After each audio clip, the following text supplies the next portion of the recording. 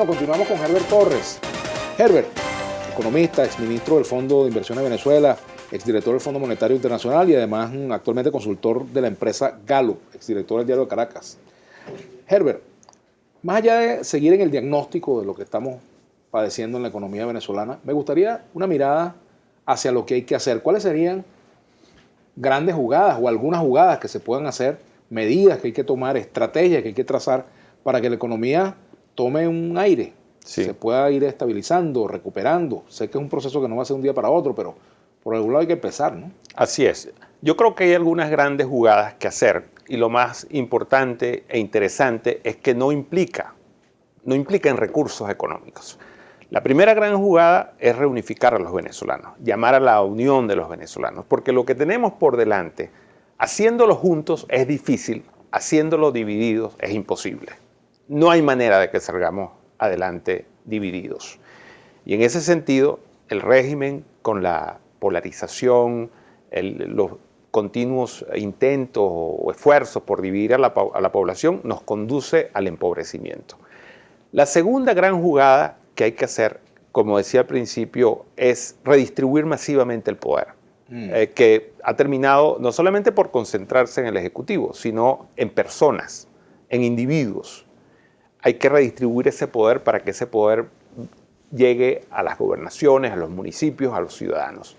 Hoy se sabe que mientras más distribuido está el poder, más eficiente funciona la sociedad, más eficientemente y más generación de riqueza hay. Hay que reconstituir el Estado de Derecho en Venezuela. Hay que dar garantía de reglas claras, de que en Venezuela se respeta la ley, se respetan los contratos, se respeta el orden constitucional. Una de las muestras precisamente que habría que dar es que algo como el referéndum revocatorio, que está claramente establecido, los tiempos, los lapsos, etcétera, se cumplen. Es necesario restablecer los equilibrios macroeconómicos.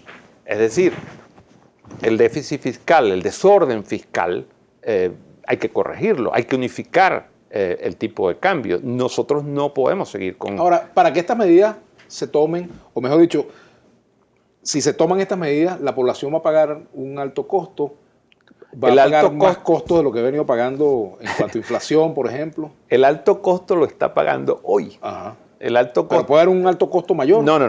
No puede haber sino beneficios de llamar a la unidad de los venezolanos, de la descentralización del poder. Yo me refiero a la unificación del tipo de cambio, por ejemplo. No. No tiene por qué. Lo está pagando hoy. Es decir, la población venezolana está pagando con recesión y con inflación este desastre. Y no solamente con la actual, sino con la que se ve venir. Aquí nosotros estamos en un proceso de aceleración de la inflación que muy pronto se nos puede transformar en hiperinflación, que por cierto es el fenómeno más devastador de todos los fenómenos económicos. La gente literalmente se enloquece en las situaciones de hiperinflación.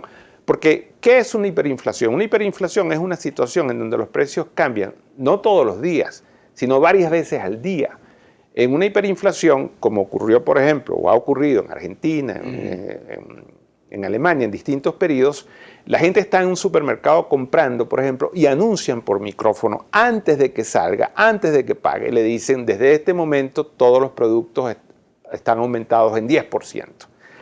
Hay historias de la hiperinflación alemana en los años 30, en donde la gente prefería pedir 2 cervezas al mismo tiempo para pagarlas de una vez y no tener que esperar para consumir la segunda porque estaría a un precio mayor.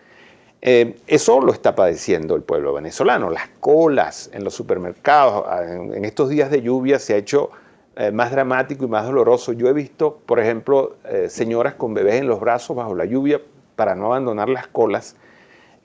Una situación peor que esa es impensable. Si tú estuvieras en una responsabilidad en la economía hoy, en el gobierno, ¿cómo harías, por ejemplo, para acabar con el bachaquerismo? O el bachaqueo. El bachaquerismo no se resuelve policialmente, ni con medidas represivas. El bachaquerismo es resultado del modelo, es resultado de las políticas que se han montado y están en juego.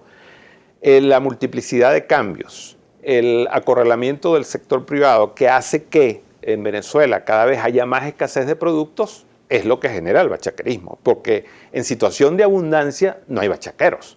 Cuando los supermercados están llenos de productos como debería ser, pues todo el mundo tiene la posibilidad de irlos y comprarlos.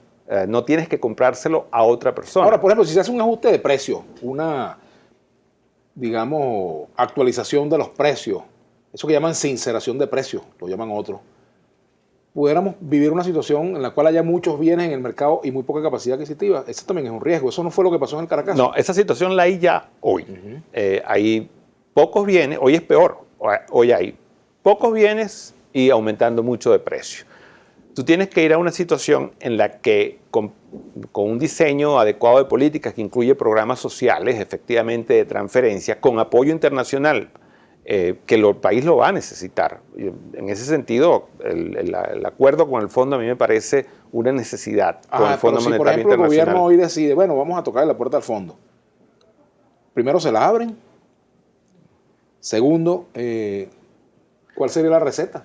Bueno, yo dudo que este régimen acuda al Fondo Monetario. Si lo hiciera, tendría que ser con un programa creíble, con un programa sostenible en el tiempo, porque si no lo hace así, nadie, el fondo no iría a apoyar, obviamente, los disparates que se cometen hoy en la política económica venezolana. No le va a dar recursos a un país que va por un camino de quiebra y de ruina.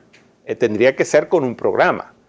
Y luego el fondo puede apoyar ese programa y ese programa entonces tiene el aval del Fondo Monetario y acelera la recuperación de la economía porque aumenta la credibilidad o genera credibilidad. Porque este gobierno tiene un problema muy serio. Este gobierno no es que no tiene credibilidad, no es que la credibilidad es cero, no, es que hay una extrema desconfianza en él. Tú puedes, a un actor que no conoces, decir, mi credibilidad es nula porque no lo conozco, pero este régimen sí es conocido por el tipo de cosas que ha hecho, es conocido por no respetar las reglas de juego, por no respetar la ley, por ser abusivo, por expropiar sin ninguna base legal, jurídica. Entonces, tiene un déficit de credibilidad, no es que está en cero, es que está en -1000, y por eso creo que no tiene ninguna capacidad él de corregir el rumbo de la economía y generar confianza, que por cierto, la necesitas de nuevo, absolutamente. Si no hay confianza, no hay inversión. ¿Qué pasa si en Venezuela no hay referéndum? Por ejemplo, tú pones todo, digamos, dependiendo de que se realice un referéndum, la posibilidad de cambio. ¿Y qué pasa si no hay referéndum, por ejemplo, y el gobierno continúa? Impredecible lo que puede pasar en Venezuela. Esto es una olla de presión. La presión está aumentando cada día más, uno lo siente en la calle, la gente no haya que hacer. Estamos viviendo una crisis humanitaria, aquí se está muriendo gente por falta de medicinas, por ejemplo, y si eso se intensifica, si eso se agudiza, si no hay una salida política, es impredecible lo que en Venezuela puede ocurrir. Cualquier tipo de estallidos sociales, políticos. Yo no conozco lo que ocurre en áreas como el de las Fuerzas Armadas, por ejemplo, pero yo me pregunto, ¿qué harían esos señores allí si enfrentan a un pueblo en rebelión, desesperado, en las calles, buscando comida? Que la gente llega a un momento en que por la necesidad puede hacer cualquier cosa. Entonces, el diagnóstico es reservado, es impredecible lo que puede pasar en Venezuela y por eso el régimen no debe seguir jugando con candela, bloqueando el referéndum revocatorio, tratando, por ejemplo, de pasarlo para el año que viene, que no tiene sentido. El gobierno más bien debería, como dije anteriormente, transmitirle a la gente la confianza de que va a haber un referéndum, de que sí se va a producir. Y últimamente, si creen que tienen la mayoría del pueblo, perfecto, allí se mostrará. Y entonces recuperarán parte de la legitimidad perdida, o mucho de la legitimidad perdida durante este proceso. ¿Hay algo que tú rescates del lineamiento económico del actual gobierno? Cero. Nada. Nada. Esto es una suma de desastres, de errores. Esto es un caso de estudio lo que se ha hecho en Venezuela. Yo pregunto, ¿dónde están los resultados? ¿Qué tipo de realizaciones hay? Yo digo que efectivamente en los inicios del proceso hubo programas de transferencia social importantes, valiosos, que ayudaron a muchos venezolanos en su situación inmediata, en lo que estaban sufriendo. Eso fue en los años iniciales. Pero al eso convertirse en algo insostenible, en algo que el gobierno no fue capaz, su modelo no iba a permitirle a la gente obtener empleos productivos, se convirtió en programas totalmente irresponsables, sin ninguna base. Tenemos que hacer la pausa.